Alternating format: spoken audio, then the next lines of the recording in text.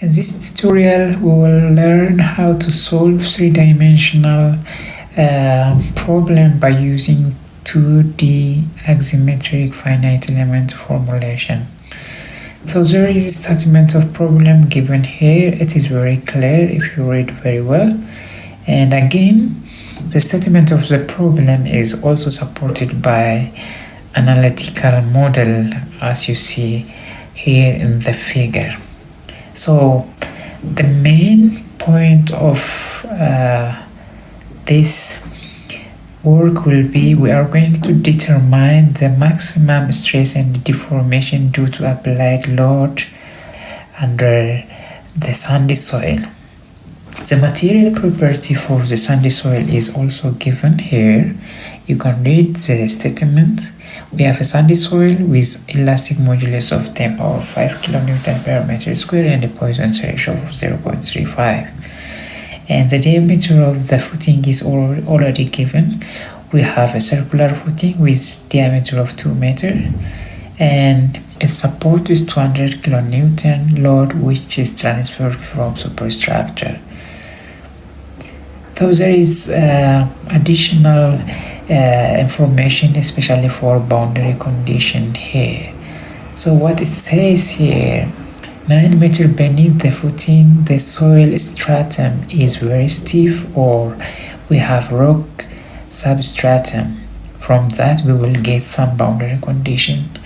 And again, when we go 7 meters away from the center line, the horizontal displacement of the soil is negligible. Here too we have another boundary condition to enforce during finite element analysis, and we are going to use a 0.5 meter element size during meshing when we use a mesh module in Abacus. Another important information given here is we are going to use a 3-node triangle or LSCT element and 8-node quad element for the formulation, and we will compare the result from these two element type. So what we have to do first is we will determine the geometrical domain and boundary condition as given here. So for this purpose, for this example, since the model has symmetry in y direction, we are going to impose symmetry under this formulation. If you take from the center line of this model, when we look at the right and the left part of the model, it forms symmetry. So if we are going to use symmetry, we have to take care of the boundary condition for the center line. So the displacement in y direction will be allowed. We allow the displacement in y direction, and the displacement in x direction will be ignored, or we will say u1 will be equal to 0, and u2, which is displacement in y direction, will be equal to different from 0. So we note that when we apply the load, there is deformation in y direction. Another thing from the boundary condition, when we go 7 meters away from the center line, the horizontal movement of the soil is negligible. That means u1 is again 0 and u2 is different from 0, because we are using two-dimensional axisymmetric analysis, and this information is very important.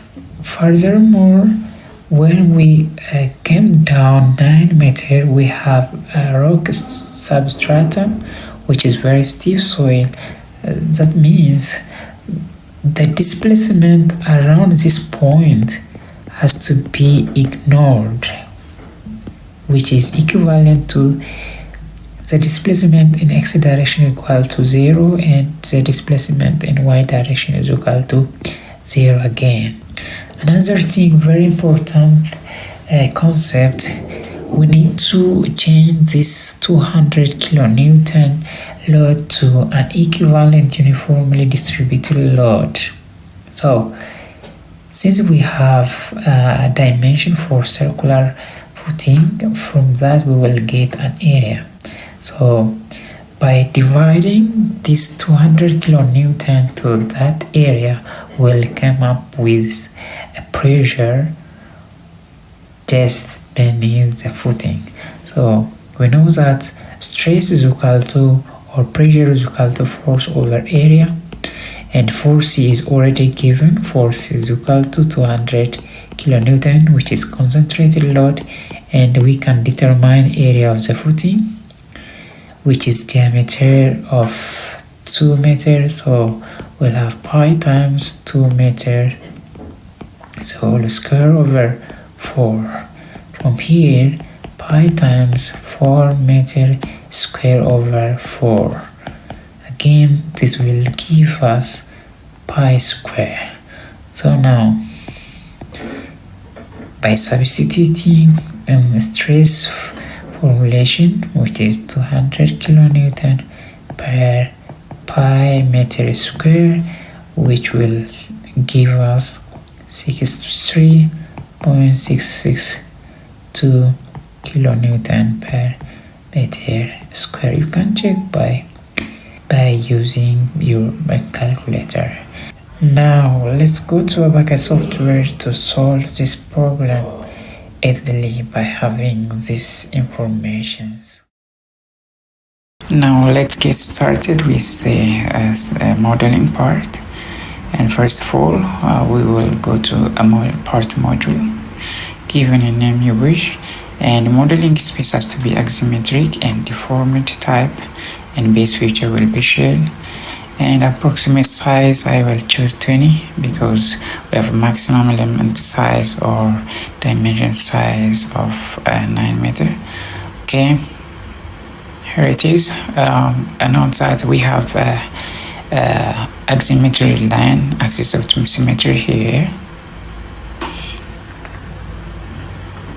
So let me grab this rectangle too, and I will start from the origin and draw this one by default and measure this one. It has to be 7 meter, and the vertical dimension will be 9 meter, and accept that. And I go to material, which is property module. We'll define the material. Let me call this material soil, and mechanical elastic, and the modulus of velocity 10 power of 5 means 100,000. Poisson ratio 0.35. Okay, and I will create section. You can give any name, and category has to be solid, and type homogeneous continue, and the material has to be soil. We already defined that part. Okay, and I will assign the material and the cross section for this model. Okay, section 1, accept this, and we will assemble. Go to assemble or create an instance, part 1, and then step, because we need to assign a loading, so we shall create a step. You can give any name here, initial, static, we don't change anything, and you can give also here the description of the analysis. For time being, I will just accept by default, and I go to loading, and note that we are going to give boundary condition at this phase and at this phase. Now we will assign boundary condition. I will use displacement and rotation option, and continue. Hold the shift key and select these two sides, which has to be restraint in x direction. u1 has to be 0, as we have seen in previous discussion. Okay, and again we have to give this side, the bottom part has to be fixed for any displacement and translation. Okay, and we can do this one all 0. I want to apply the pressure from the footing on 1 meter strip here. So to do that, we have to first go to a partition and create partition. Let me use by drawing option, pick line and draw vertical line, and I have to measure this distance from here to here. It has to give me 1 meter. I will give this one. So the load coming from the footing has to be loaded on this part. So when I want to choose this part, I can easily select the part here, and so now if I want to choose this, to select this 1 meter strip, it is easy to pick it because we already create partition. Now load, and it has to be pressure, then continue and assign this one, select this one line, and okay. The magnitude of the pressure is 63.662 kilonewton per meter square. And let's go to meshing. First we try to use LSCT, which is 6-node triangular meshing formulation. Let me assign mesh control, select the part, okay, tree and structured, okay, and let's see this part. Okay, standard linear tree 3-noded, so we have to change to quadratic so that we have 6-noded modified quadratic axisymmetric triangle. Okay, and mesh size, we will pick this one 0.5. We are suggested to use 0.5 meter element size now. Okay, now mesh, yes, accepted. This one is the mesh we have, and go to job and create a job. Let me call it job 1, 2, 3 and continue. You can again give here the description of the analysis. Okay, and let's submit the model. Just submit it and running, and we will wait until the analysis is completed. Now it is completed. Result, and let's see the stress. This one, our attention is to see the stress in y direction. It has to be SC22, and so the maximum displacement by using this mesh is, so by using 16-noded triangular element or linear stress triangular element, we have a maximum stress beneath the footing, which is 77 kilonewton meter square. You can see how deformation, that's it, when the load is applied on the foundation soil, we will have such deformations that yield this stress under the soil. And we can go to displacement, and we can see U2.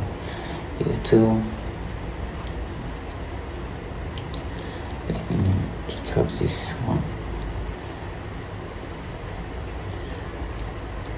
So for U2, again we have around 1 times 10⁻³ meter displacement, which is around 1 millimeter displacement due to the applied load, and there's a putting path at this center. For the quad element, we just, let me go to mesh size. For the quad element, we just change the mesh control to quadratic. That is quad element. Okay, delete the current mesh, And let's go to this part and see whether it is quite now.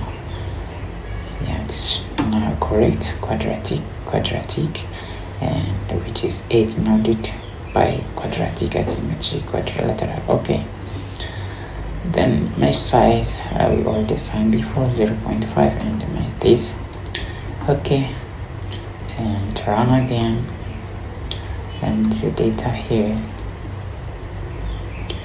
and we will wait until the analysis complete. Running still. Now let's go to result. Let's see the stress. Again, we want to see the stress SS2, S22, or in previous we got 7.7 something, and this one it gives us almost reasonable and appropriate result. What about the displacement? 1 point, yeah, almost similar. So try to do more examples so that you can master how to conduct three-dimensional element by using axisymmetric formulation.